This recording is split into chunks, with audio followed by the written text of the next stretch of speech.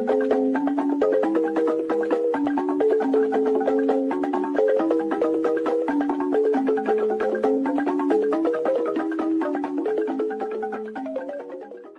want every one of you to remember these three words.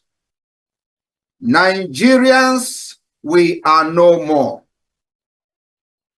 Southeasterners and Southerners, we cannot become. And Biafrans, we must be. A servant of the wonderful people of Biafra. We are live and we are direct this very morning, afternoon, or night, depending on where you are. And we start this very day by making it abundantly clear that the greatest enemy of a black man is the way that we reason. If not that the way we reason is very, very abhorrent, there is no need or reason why we should be suffering and complaining every blessed day without the courage to do something about it. Welcome, fellow Biafrans, lovers of freedom across the world. I welcome you to this program. I appreciate everyone that have joined us on this platform. Please, kindly like and share this program to all platforms. Share to family and friends. Share to everyone that is close to you. It is very important. This message is very important to pass across. As you all know, Mazi Nnamdi Kanu, the supreme leader of IPOB, today appeared in court. Mazi Nnamdi Kanu, as you all know, we all know why he was detained and why he has been held for a very long time now. He appeared in court today, and all could not go well. Mazi Nnamdi Kanu is not happy. Biafrans are not happy. And Mazi Nnamdi Kanu could not stand the intimidation, the dehumanization, the inhuman treatment, and the riots, abuse that they have been doing in Nigeria. And today he spoke out. Mazi Nnamdi Kanu took it upon himself to speak to the press and speak to the media. And I believe that the whole world are watching and listening. It can never be business as usual. Mazi Nnamdi Kanu have made it clear.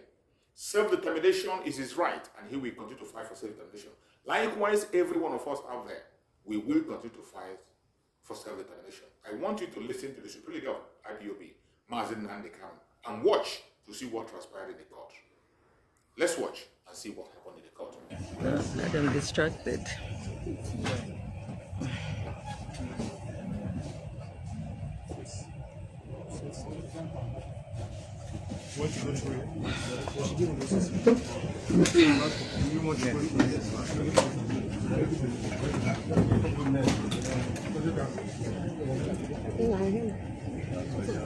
They've not gone.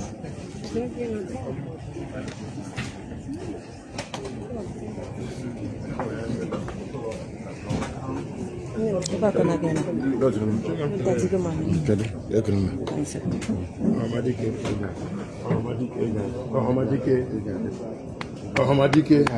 It is well.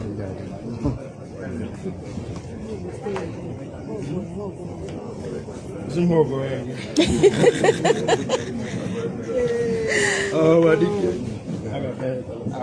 Yes,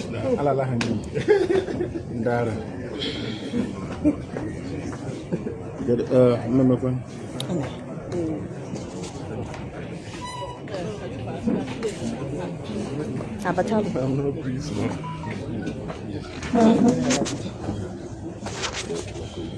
Good morning.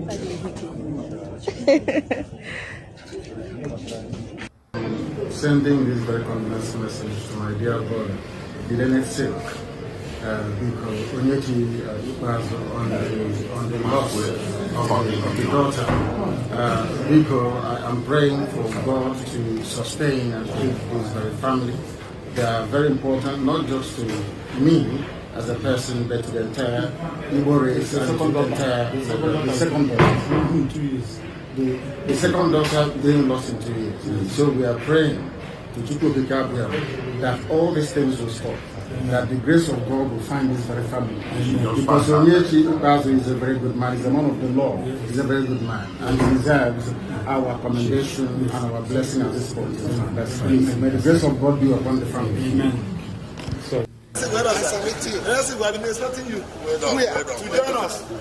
Nice meeting you, members of the media. I greet you all.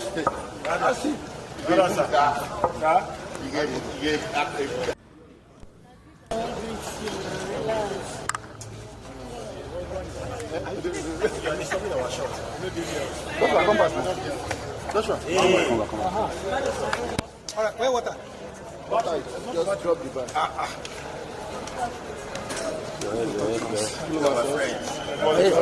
What is that?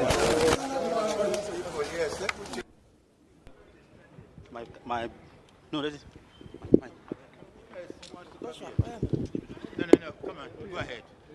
We're not waiting. Okay, sir. Thank you.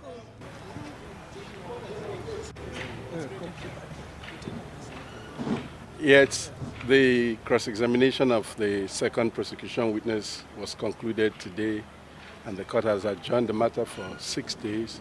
We're back on the 28th of May, the 29th of May, 6 June, 16 June, 18 June, and 19 June for the prosecution to continue to present their case. And that's good. No, man, no ask again. With the pace that the government is going, are you satisfied? No, we have said enough. Your name, sir? Uche Nanjaka. Uche now what? If anybody tells you that IPOB is the one killing people in Oluzon, it is not correct. Wicked politicians are sponsoring the killings in Olu. Last week in Oberuru, the APC ward chairman was killed in his house. The APC secretary was killed in his house. APC woman leader was killed in his house. I have cross-checked since the inception of this banditry. Not one PDP man has died. These are not neutral. They collude. They collude. They collude with the armed bandits. They kill people, kill Nigerians. They facilitate their movements. They cover them. If you are depending on the armed forces to stop the killings, you will all die one by one. Is that we should not make this another talk show. And that's why this is my intervention. That security starts from you. There's nothing that is new. 1870 something, I can't remember. The French Revolution in the street of Paris, they were beheading people. We've had hijack of plane. We'll forget quickly. We've had the wet year syndrome. We had so many. There's no Matasini and whatever. There will always be security problems. So when I hear people say this is security in Nigeria, as long as human beings exist, there will be security problems. The issue is the response. We have to take that mentality away. What is the security agencies doing? Who, apart from a tree, knows that they want to come and cut him and remain standing? Only a tree. We have to get the communities to rise and defend themselves first.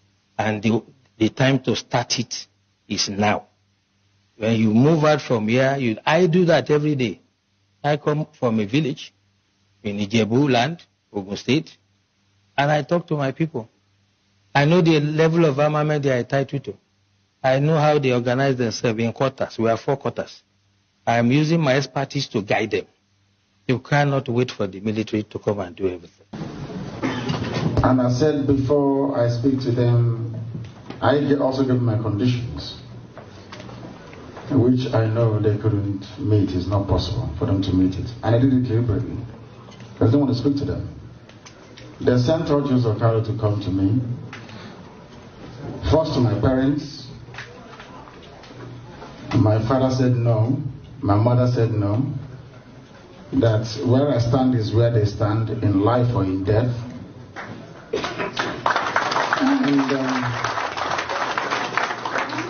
they came to prison. I was even from DSS dungeon.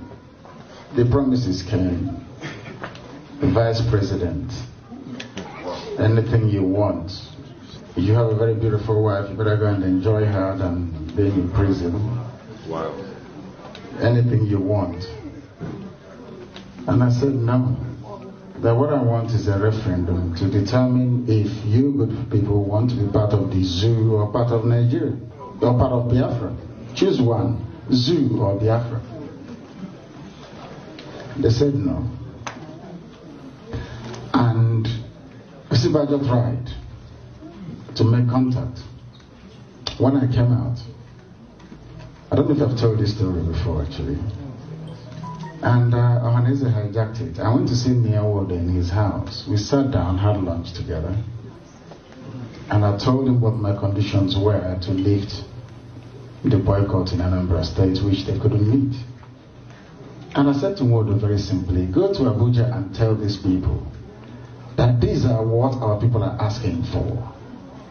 I said to him, go and bring us something. Not for me, for everybody. He went there and started negotiating for a ministerial position for one of the children. I'm telling you what I'm telling you is fact, ask him. Somebody asked him, but you people are being called to Aso Rock because of Nnamdi Kanu. Why didn't you tell him that you're going to Aso Rock? He said it is for Igbo leaders. And once the powers that be knew that he hadn't IPOB support, they just gave them 5 million naira for transport and dismissed them. Hadn't Nyawodo remained with me, when the governors called me, I told them the same thing in front of Professor Ben Wabese. They said, oh, but Wondo, Soludo, Ebremad is upstairs. Do I want them to come? I said, no. Government House, Enugu.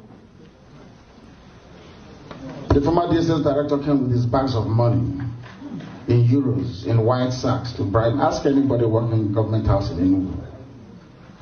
I said, no, I don't want to see them. Not because I want to be the only cock crowing, no. Because of consistency. Can you last? When you're tempted, are you going to succumb? Can you sustain this very effort we're making? So they have come. And I gave them my conditions which they can never meet. Open Warri Seaport, open Iguacha Seaport, open Calabar Seaport. Make Enugu an international airport where we can fly to US and come in at will. Build Iguacha Enugu Onitsha Enugu Express Road. Complete second Niger Bridge. Are these things difficult? No. They are not difficult. As I'm telling you this, go and ask them in Aso Rock if your friends there. They have the piece of paper I gave to them. They ran away. Because some Igbo men were busy gossiping, saying if you allow him, when he finishes fighting Nigeria, he will come here and fight us and kill all of us. That's what they said. And you know one other thing they said? They told every Igbo billionaire around the world that nobody should give me one dime. Ask them that if you give Nnamdi Kanu money, he will go and buy weapons. That nobody should give me anything.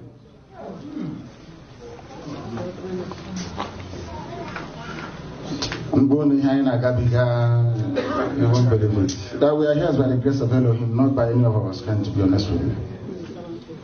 Any day we are serious, the world will know. How do you want Canada to regard the Biafra referendum or even USA?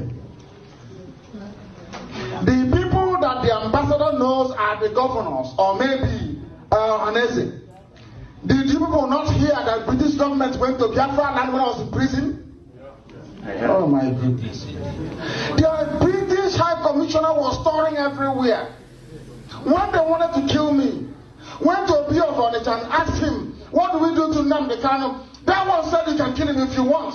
They went to Atusia. Atusia told them you can never touch him. If you touch him, this person will burn.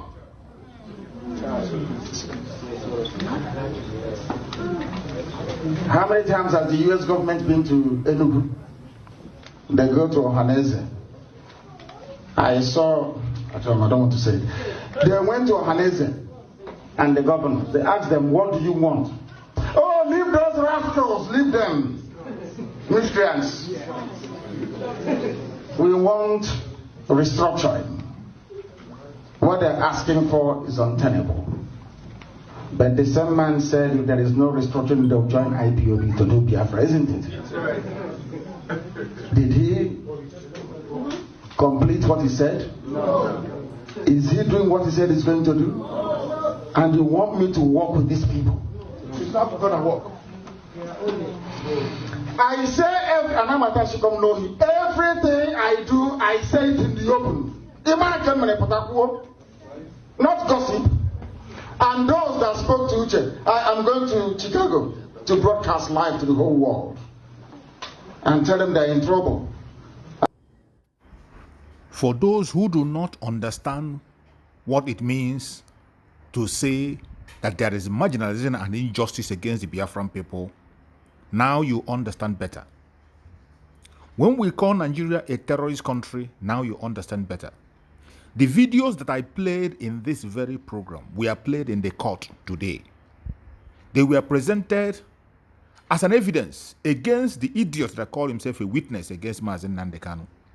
You saw Danjuma, you saw Hope Uzodinma, and you saw the Director General of DSS calling for self-defense. Hope Uzodinma vindicating the indigenous people of Biafra that we are not violent and we have nothing to do with the violence in Imo State.